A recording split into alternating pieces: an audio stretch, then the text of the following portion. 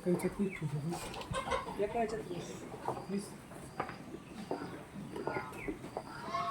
तुला किती आहे? 20 पाहिजे.